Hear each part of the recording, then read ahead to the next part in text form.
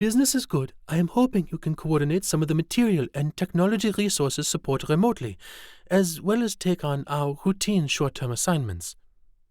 EZ added, Ernesto, perhaps you and I can team up on some of the communications monitoring that I have been watching from each of these areas. Julie, I hope you don't mind, but with everyone on assignment, the monitoring of communications seems to have accelerated. Another pair of trained eyes would certainly help. Julie thought for a moment about EZ's request. EZ, or Eilla-Zan Marshall, had been the protege of Andrew who subcontracted the high-tech communications assignments for the R Group.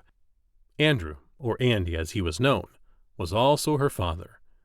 To further complicate the family business, EZ had recently become engaged to Quip and was now living with him in Zurich.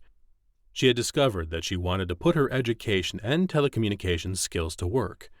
There were internal concerns within the R Group of how much EZ should be allowed to see of the business, so Julie had hired her as a unified communications specialist for the CATS team. In that role, EZ was also a liaison to Andrew's team, which subcontracted to the R Group via Quip.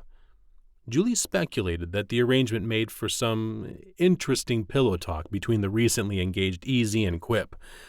The move was a win-win for both organizations.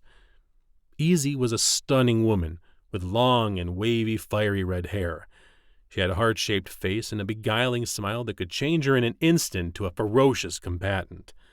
With her sea-green eyes and 1.65-meter height without an ounce of fat on her luscious female curves, one would never have suspected she'd spent 6 months in rehab after a near-fatal parachute jump. As additional proof of her resiliency, she was also now fully recovered from a brutal kidnapping scenario. She was a fighter, and definitely one tough lady.